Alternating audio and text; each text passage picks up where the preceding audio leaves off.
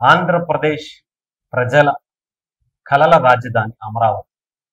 ఎంతో ఇష్టంతో, ఎంతో కష్టాలతో ప్రజలు తమ కష్టాలను ఈ అమరావతి ఏదో ఒక రకంగా అధిగమిస్తుంది. మనకి ఒక రాజధానిని తీసుకొస్తుంది, ఉపాధిని తీసుకొస్తుంది, ఎన్నో జీవితాల్లో వెలుగును నింపుతుంది అనుకుంటే, గత ప్రభుత్వం నిజంగా 5 ఏళ్ల పాటు ఆంధ్రప్రదేశ్‌కి రాజధాని లేకుండా చేసింది.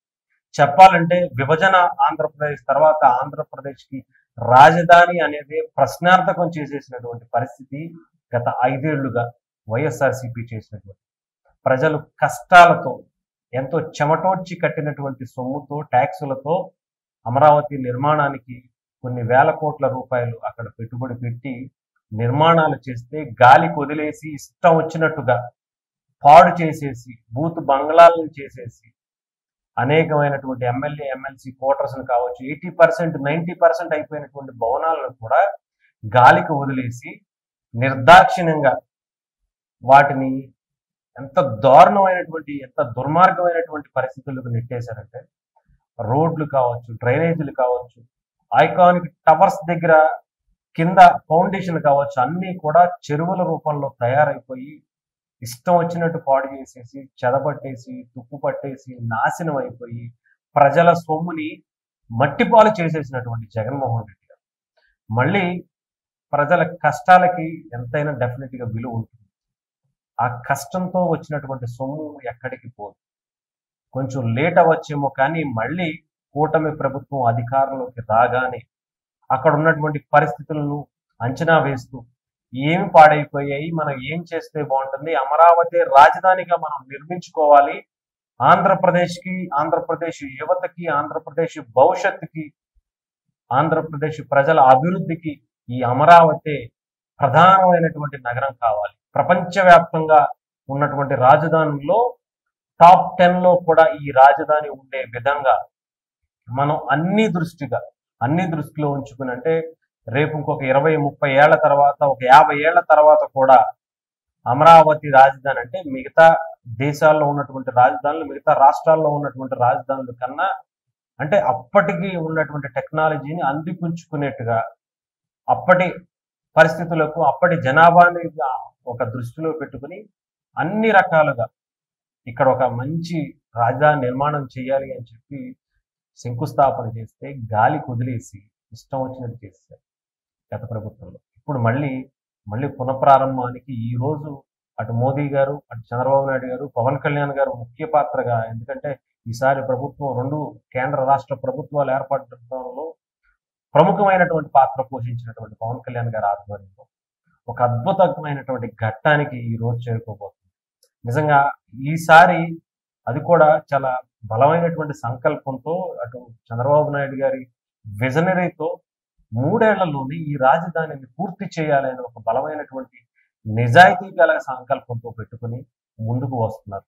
అటు కేంద్ర ప్రభుత్వం కూడా గతం కన్నా మెరుగ్గా ఆంధ్రప్రదేశ్ నిర్మాణానికి, అమరావతి రాజధాని నిర్మాణానికి ఇప్పటికే నిధులు అనౌన్స్ చేసి రిలీజ్ చేసినటువంటి పరిస్థితులు కూడా ఉన్నాయి.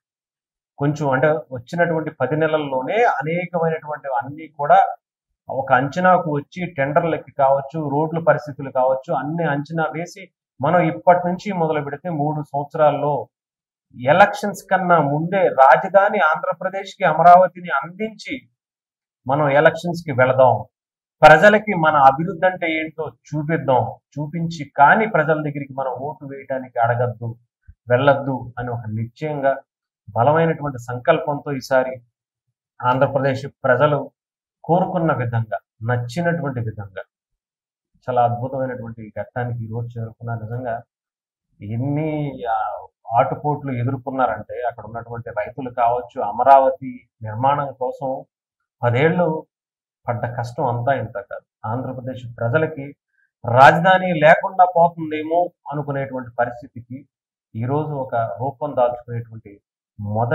మొదటి ఘట్టం ఈరోజు నరేంద్ర మోదీ గారి చేతుల మీదుగా జరగబోతున్నట్టుగా మనకు తెలుస్తా ఉంది. సో ఏదేమైనా కానీ ఇక్కడ ఈసారి మాత్రం ఆంధ్రప్రదేశ్లో రాజధానికి ఒక మంచి రూపం అయితే ఇవ్వటానికైతే సిద్ధపడుతున్నట్టుగా తెలుస్తుంది. సో డెఫినెట్‌గా అమరావతి త్వరగా పూర్తి అవ్వాలని కోరుకున్నాం. ఎంతో మంది జీవితాల్లో వెలుగులు నింపాలని కోరుకున్నాం. ఎందుకంటే అమరావతి అనేది ఆంధ్రప్రదేశ్కి చాలా ఇంపార్టెంట్. అక్కడ ఉన్నటువంటి యువతకి, అక్కడ ఉన్నటువంటి ప్రజల భవిష్యత్తుకి ఈ రాజధాని చాలా కీలకం కాబోతుంది. సో అది దృష్టిలో పెట్టుకుని ఈసారి కేంద్ర రాష్ట్ర ప్రభుత్వాలు కూడా చాలా ఫాస్ట్ గానే పనిచేస్తున్నాయి. గతం కన్నా అంటే రాజకీయాలుగా వాడుకోవటం కన్నా ప్రజల అభివృద్ధి కోసం, ప్రజల ఒక కళల కోసం ఇక్కడ ఎన్నో పెట్టుబడులు పెట్టాలి. ఎందుకంటే ఇక్కడ ముందు ఆ రాజధాని అనేది నిర్మాణం చేసి ఒక మంచి సిటీని నిర్మాణం చేస్తేనే ఇతర కంపెనీలు వచ్చి పెట్టుబడి పెట్టడానికి కానీ, అనేకమైనటువంటి అవకాశాలను ముందు అక్కడ కూర్చుని మాట్లాడుకోవటానికి, చూపించటానికి కూడా అవకాశం ఉంది. సో ప్రధానంగా అంతా కూడా ఆంధ్రప్రదేశ్ అభివృద్ధి అంతా కూడా అమరావతి నుంచే ముడిపడి ఉండటం కూడా చాలా ఎక్కువ. అందరికీ కూడా దాని మీదే దృష్టి అంతా కూడా ఉంది. హోప్స్ ఎక్కువ పెట్టుకున్నారు. సో డెఫినెట్ గా అది సహకారం అవ్వే రోజులు చాలా దగ్గరలోనే ఉన్నాయని మనం కోరుకున్నాం. సో డెఫినెట్ గా అందరికీ, ఆంధ్రప్రదేశ్ ప్రజలందరికీ కూడా ఆల్ ద బెస్ట్. మంచి కంగ్రాచులేషన్స్ చెప్పాలి. ఆల్ ద బెస్ట్ కూడా కదా. పూర్తి అయ్యేటువంటి పరిస్థితులు చాలా దగ్గరలోనే ఉన్నాయి. డెఫినెట్ గా మరొక అద్భుతమైనటువంటి ప్రపంచ స్థాయి రాజధానిని మనం అమరావతిలో చూడబోతున్నాం. అంటే ఈ రాజధానితో పాటు చాలా విషయాలు ఈ రోజు అటు కేంద్ర ప్రభుత్వం మోదీ గారి నుంచి, అలాగే రాష్ట్ర ప్రభుత్వం చేసుకున్నటువంటి అనేక ఒప్పందాలు కూడా ఈ రోజు చాలా కీలకం కాబోతున్నట్టుగా తెలుస్తుంది.